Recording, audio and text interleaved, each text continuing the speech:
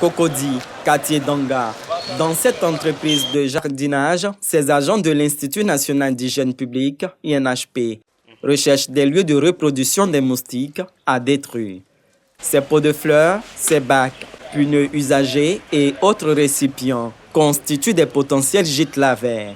L'équipe prépare d'abord cette solution larvicide biologique avant de l'appliquer. Nous avons découvert des vases qui contiennent de l'eau, d'autres sont positifs, donc des gîtes de moustiques, et d'autres sont négatifs. Nous sommes en train de procéder à l'élimination, que ce soit des gîtes positifs ou bien des gîtes potentiels. Les agents pulvérisateurs sillonnent les rues, mais aussi les ménages. Mais dans ce quartier résidentiel, très peu de portails s'ouvrent.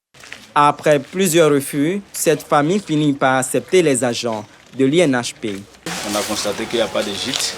On a vu même des récipients déjà renversés. Donc, je félicite le monsieur pour cette pratique parce que dans ce genre de situation, il faut retourner les récipients qui peuvent recueillir de l'eau. En début de soirée, dans le village de Blocos, toujours à Cocody, ce dispositif permet de fumiguer le quartier. En plus du véhicule, l'opération est aussi pédestre, avec cet agent qui entre dans les ménages. Une opération de démoustication qui soulage les riverains. Nous avons ignoré d'abord le paludisme, qui faisait plus, selon moi, de morts même que le coronavirus. S'il y a une campagne de sensibilisation, elle est la bienvenue. L'opération, c'est bienvenu parce que bientôt on va rentrer dans la saison des pluies. Donc vaut mieux au moins s'apprêter et puis, pulvériser tous les coins qui sont un peu insalubres. Avant, on nous avait partagé des moustiquaires imprégnés.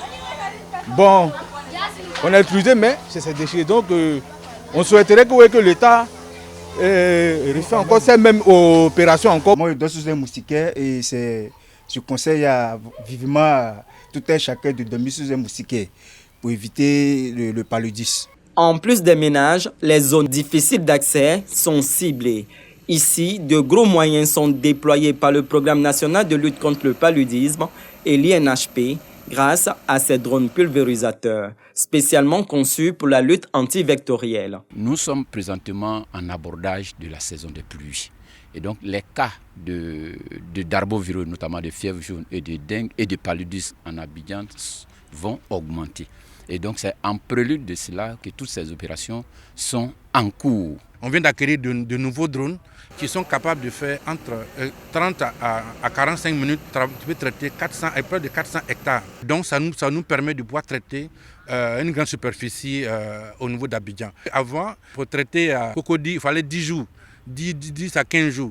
Mais aujourd'hui, avec ces drones-là, on peut traiter Cocody en 5 jours. Donc ça va nous aider à pouvoir aller vite. Démarrée le 8 mai dernier, cette opération de lutte antivectorielle va durer une semaine. Elle concerne toutes les communes d'Abidjan et Bingerville.